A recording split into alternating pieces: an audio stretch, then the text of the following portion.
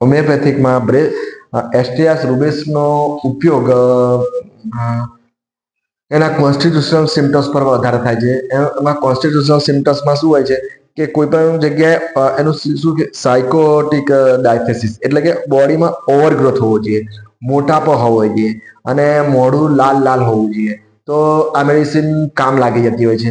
એમાં દુખાવો હોય છે ને જે બી જગ્યાએ એ કાપતો દુખાવો હોય અને ફેલાતો દુખાવો હોય.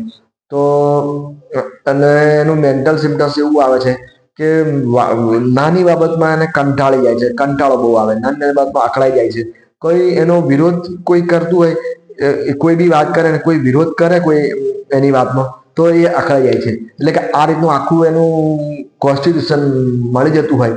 અને તો શું છે કે બ્રેસ્ટ કેન્સરમાં આ મેડિસિન વધારે પડતું ઉપયોગી છે. બ્રેસ્ટ કેન્સરના કેસોમાં શું છે કે આ મેડિસિનનું ઘણી વખત રિઝલ્ટ આપી દેતી હોય છે. આમ તો બ્રેસ્ટ કેન્સરમાં તમે કોઈ તમારી ટ્રીટમેન્ટ જ કરવી જોઈએ, તમારી જે મોટા ડોક્ટર તમને જે મોટા, પણ સાઈડમાં આ મેડિસિનનો ઉપયોગ કરી શકાય છે જો તમારા સિમ્ટમ્સ સેટ થતા હોય તો જેમ કે બીજું શું એનું લક્ષણ હોય છે તો કે મેન્ટલ સિમ્ટમ્સ એનું એક પ્રોમિનન્ટ આવે છે કે નાની નાની વાતમાં અકળાઈ જાય છે. એને શું છે કે એનું કોઈ બી એની વાત કરતું હોય, ગમે તે વાત કરે, એનો આપણે વિરોધ કરીએ એટલે એ એનો આપો ખોઈ નાખે છે. એટલે કે આ એક એનું મેન્ટલ સિમ્ટમ્સ છે, નાની નાની વાતમાં અકળાઈ જવું. પછી કોન્સ્ટિટ્યુશન તો દેખાઈ જાય છે તો કે ગાંઠ હોય અને શરીર મોટું હોય અને મોઢામાં લાલ લાલ લાલ મોઢું થઈ જતું હોય, એ ગમે તે રીતે લાલ લાલ મોઢું દેખાઈ જાય. પછી જે દુખાવો હોય છે ને એ એકદમ કાપતો જ લાગે, બહુ ખતરનાક દુખાવો લાગે અને આમ ફેલાતો દુખાવો એટલે કે ડાબી સાઈડમાં મોસ્ટ ઓફ ડાબી સાઈડના બ્રેસ્ટ કેન્સરમાં કે બ્રેસ્ટની ગાંઠમાં આ વધારે અસર કરે છે. તો દુખાવો શું ડાબી સાઈડમાં આ ટકલી આંગળી અંદરની સાઈડ છે, આ અંદરની સાઈડ સુધી હાથમાં ફેલાતું હોય અને ટકલી આંગળી સુધી ફેલાતો હોય છે. અને ઘણી વખત તો શું છે કે બગલમાં પણ ગાંઠ દેખાતી હોય છે. બરાબર, એટલે કે આ એનું મેન સિમ્ટમ્સ થઈ ગયું કહેવાય, જે આખું કોન્સ્ટિટ્યુશન મળી ગયું કહેવાય. તો અને બીજું આ દર્દીમાં શું હોય છે એક કામુકતા વધારે હોય છે. એટલે કે એનામાં સેક્સ્યુઅલની ઈચ્છા વધારે હોય છે, કામુકતા વધારે દેખાય, બહુ કામી કહેવાય છે. એટલે આવું બી મળી શકે છે આ મેડિસિનમાં. હવે બીજું તો એક ઉપયોગ આમાં થાય છે તો બ્રેસ્ટ કેન્સરના શરૂઆતના સ્ટેજમાં જ્યારે ગાંઠ કડક હોય ત્યારે પણ ઉપયોગમાં આવી શકે છે. અને જ્યારે લાસ્ટ સ્ટેજ હોય કે જ્યારે અંદરથી કોઈ પરુ જેવું નીકળતું હોય, આ શું કહેવાય છે ડીટડી અંદરની જતી રહી હોય ત્યારે પણ, એટલે લાસ્ટ સ્ટેજમાં બી શરૂઆતના સ્ટેજમાં ઉપયોગમાં આવી શકે છે, લાસ્ટ સ્ટેજમાં ઉપયોગમાં આવી શકે છે. અને મેન એના જે સિમ્ટમ્સ મેચ થાય તો હવે બીજું એક સિમ્ટમ્સ એવું છે કે માસિક આવવાના આવું કોઈ લક્ષણ હોય કે માસિક આવવાના પહેલા બ્રેસ્ટમાં સોજા આવી જાય છે, બ્રેસ્ટ ફૂલી જતી હોય છે. તો કે આવું બી લક્ષણ કોઈ મળી જતું હોય તો બી આપણે આનો મેડિસિનનો ઉપયોગ કરી શકીએ છીએ. એસ્ટ્રાઝેનેકાનો પહેલો ઉપયોગ એ પહેલા લક્ષણ મેં તમને કહી દીધો. હવે બીજો ઉપયોગ એનો શું કે આવું કોઈ લક્ષણ તમને મળે કે માસિક આવવાના 4-5 દિવસ પહેલા બ્રેસ્ટમાં સોજા આવી જાય, ગાંઠ પડી જતી હોય તો બી આ મેડિસિન ઉપયોગમાં આવી શકે છે. હવે ત્રીજો એક એનો ઉપયોગ કઈ જગ્યાએ થાય તો કે માંસપેશીઓ જે આપણા હોય ને હાથ પગની, એ એની ઈચ્છા પ્રમાણે કામ નથી કરી શકતી.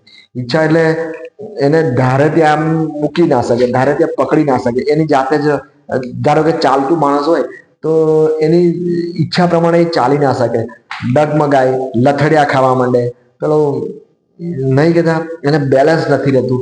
એટલે કે આ રીતની માંસપેશીઓમાં એવી કમજોરી આવી જાય છે કે જે ચાલવામાં દેખાઈ જાય છે, ચાલવામાં લથડિયા ખાતો હોય એવું લાગે આપણને, પોતાની ઈચ્છા અનુસાર આમ શું ચાલી ના શકતો હોય, બેલેન્સ નથી રાખી શકતો. એટલે આવા લક્ષણોમાં બી આ એસ્ટેરિયા સુબેન્સ કામ લાગી જતી હોય છે. હવે બીજું એક એપિલેપ્સીમાં પણ ઉપયોગ થાય છે.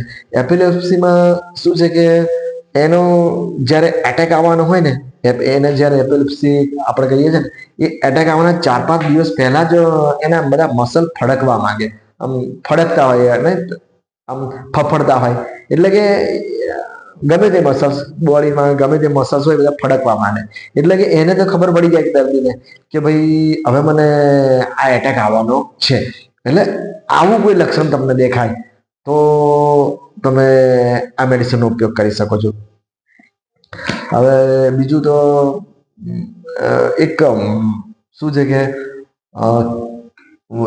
એસ્ટેરાસ રૂબેન્સનો બીજો ઉપયોગ શું માથામાં થાય છે. માથું કેવું લાગે છે, કોઈ આમ આગ મૂકી હોય નહીં, આગ રાખી હોય એવું ગરમ ગરમ લાગે. દર્દીને એવું ફિલિંગ થતું હોય કે ભાઈ અહીં ગરમ ગરમ કઈ આગ મૂકી દીધી હોય, કાં તો ગરમ ગરમ કઈ મૂક્યું હોય એવું લાગે, અને બધું ભરાવો લાગતો હોય છે. પછી એનો માથાનો દુખાવો શું છે કે દિવસે ઉઠે ને ત્યારે ચાલુ થઈ જાય છે, અને સવારમાં, અને જેમ જેમ દિવસ થાય એમ બંધ થઈ જાય, અને પાછો સાંજે પાછો ચાલુ થઈ જાય. તો આ રીતનો દુખાવો હોય તો તમે એસ્ટેરાસ રૂબેન્સનો હેડેકમાં ઉપયોગ કરી શકો છો. ફરી કહું કે એક તો માથામાં કોઈ જગ્યાએ આમ ગરમ ગરમ આગ રાખી હોય, કોલસો રાખ્યો હોય એવું એને એવું ફિલિંગ્સ થાય, કે એવું સેન્સેશન થાય કે અહીંયા કંઈક આગ મૂકી દીધી હોય એવું ગરમ ગરમ લાગે. પછી અંદર કંઈક ભરાવો લાગતો હોય, અને જે દુખાવો હોય ને એ સવારે ઉઠીને ચાલુ થતો હોય છે દિવસે, પછી દિવસ દરમિયાન ઓછો થઈ જાય, બંધ થઈ જાય, અને પાછો સાંજે પાછો ચાલુ થઈ જાય. એટલે આ રીતનું આખું સિમ્ટમ્સ મળે તો તમે એસ્ટેરાસ રૂબેન્સ નામની મેડિસિનનો ઉપયોગ કરી શકો છો. હવે કબજિયાતમાં બી આનો ઉપયોગ થાય છે. કબજિયાતમાં શું છે કે એને ઈચ્છા થાય કે સંડાસ કરવા જવાની, ત્યાં જાય એટલે કશું આવે નહીં, પછી એમનું પાછું આવવું પડે. આવા કોઈ લક્ષણ હોય શું ફરી કે ઈચ્છા થાય કરવા બી જાય અને કશું આવે નહીં, તો અને જ્યારે આવે પછી એવું એવું થયા કરતું હોય છે, અને જ્યારે આવે ત્યારે એકદમ સખત ગોળ દડા જેવું સંડાસ આવે. તો આવું લક્ષણ દેખાતું હોય કબજિયાતમાં તો તમે આ એસ્ટેરાસ રૂબેન્સનું મેડિસિનનો ઉપયોગ કરી શકો. એટલે કહેવાનો અર્થ છે કે જ્યારે બી એ સંડાસ કરવાની ઈચ્છા કરે ત્યારે શું એને આવે નહીં, એક બે વખત જવું પડતું હોય છે, આવે નહીં એમને પછી કદાચ બંધ થઈ જાય, 2-3 દિવસ પછી પાછું કદાચ બી આવે ને તો બી ગોળ ગોળ એકદમ બોલ જેવો દડો નથી આવતો એવું સંડાસ આવતું હોય. તો આવા લક્ષણો પર એ રોગ ગમે તે હોય છે, પણ આવું કોઈ સિમ્ટમ્સ તમને દેખાય અંદર પેટમાં ગમે તે આંતરડામાં ગમે તે રોગ હોય, ગમે તે હોય, એનાથી આપણે મતલબ નથી, પણ આવું એક્ઝેક્ટ સિમ્ટમ્સ મળી જાય આપણને કે ભાઈ આમ તો શું છે કે સંડાસ કરવાની વારે ઘડી ઈચ્છા નખ સ્વામિકામાં છે, એના કાર્ડિયામાં છે. એના કાર્ડિયામાં બી કેવું હોય છે કે સંડાસ કરવા જાય ત્યારે પછી પાછું ત્યાં જાય ત્યારે સંડાસ કરવાની ઈચ્છા પૂરી થઈ જાય, અને એમને એમ પાછો આવે.